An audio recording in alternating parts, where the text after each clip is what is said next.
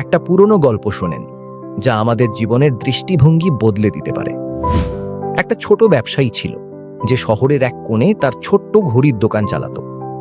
সে কখনো উঁচু আওয়াজ করত না, সে কখনো লোকজনকে তর্কে জড়াতো না, শুধু শান্ত মুখ আর নম্র আচরণ দিয়ে সেবা দিত। অনেক সময় লোকজন আসতো, দামি ঘড়ি দেখত আর বলতো, ভাইয়া একটু দাম কমিয়ে দিন তো, নিয়ে যাব। সে শুধু হাসত আর বলতো, যদি আপনার মনে হয় এই দাম আপনার ভরসার যোগ্য না, তাহলে আমি এই ঘড়িটা আপনাকে দেবার যোগ্যও নই। ধীরে ধীরে সেই দোকানটা শহরের সবচেয়ে ভরসাযোগ্য দোকান হয়ে গেল।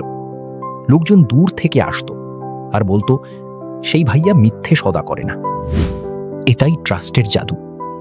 কারণ যখন আপনি হৃদয় দিয়ে সত্যতা বলেন, তখন সামনের লোক আপনার শব্দের আগে আপনার নিয়তটা পড়ে ফেলে। লোকজন ভুলে যেতে পারে আপনি কি বলেছিলেন, কিন্তু তারা কখনো ভুলে না যে আপনি তাদের কি অনুভব করিয়েছিলেন।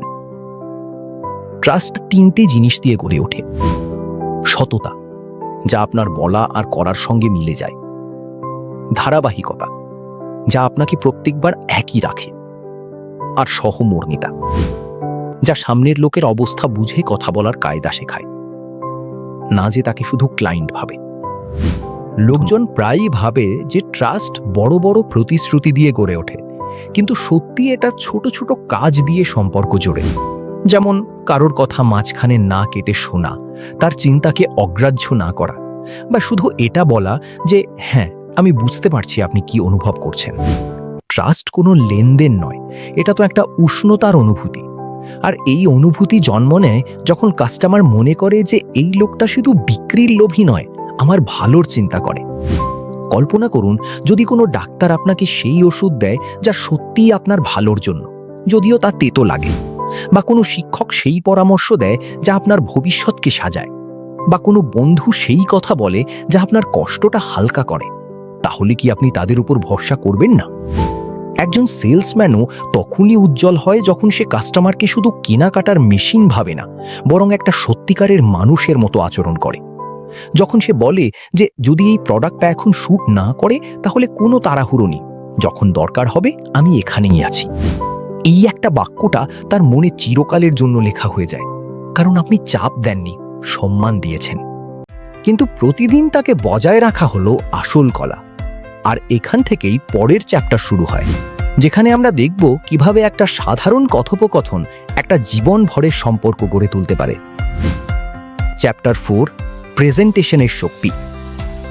কিছু লোক সেই একই কথাগুলো বলে যা বাকিরা বলে, কিন্তু যখন তারা বলে তখন লোকজন শুধু শোনে না, অনুভবও করে। কেন?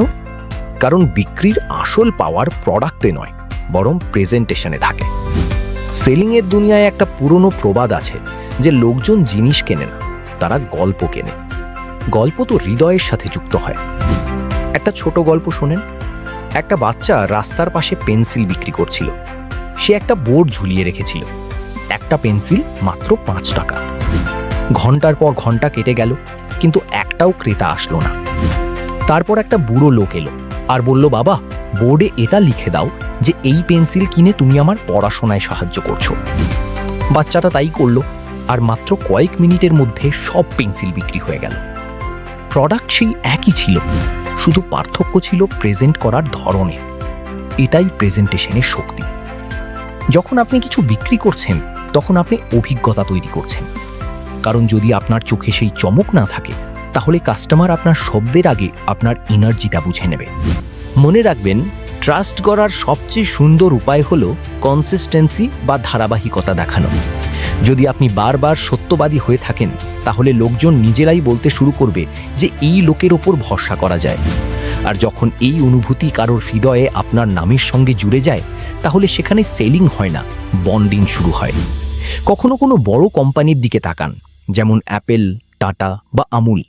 তাদের প্রোডাক্টগুলো বদলে যায়, কিন্তু ভরসা নড়ে না, কারণ তারা লোকজনের সঙ্গে শুধু ব্যবসা করেনি, একটা আবেগের সেতু বেঁধেছে। আর সেই সেতুই প্রত্যেক ব্র্যান্ডকে অমর করে। এবার ভাবুন যে যদি ট্রাস্ট এতটা জরুরি হয়, তাহলে এটাকে ধরে রাখা, এটাকে আরও মজবুত করা কিভাবে শিখব? কারণ ট্রাস্ট জয় করা তো সহজ মনে হয়, কিন্তু প্রতিদিন তাকে বজায় রাখা হলো আসল শিল্প। একবার কেউ স্টিভ জবসকে জিজ্ঞেস করেছিল যে আপনার প্রোডাক্টগুলো এত হিট কেন? কারণ আপনি ভালো করে বিক্রি করেন নাকি কারণ আপনি এটাতে বিশ্বাস করেন?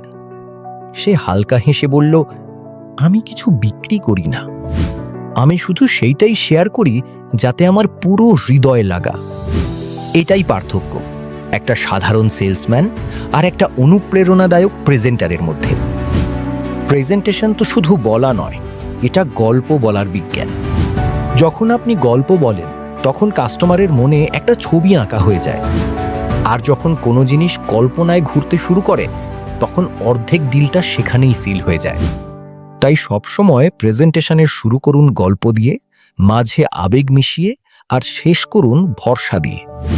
কারণ মানুষ যুক্তি দিয়ে না চলে, অনুভূতি দিয়ে চলে। কিন্তু মনে রাখবেন, প্রেজেন্টেশন বাইরে থেকে না, আসে ভেতর থেকে।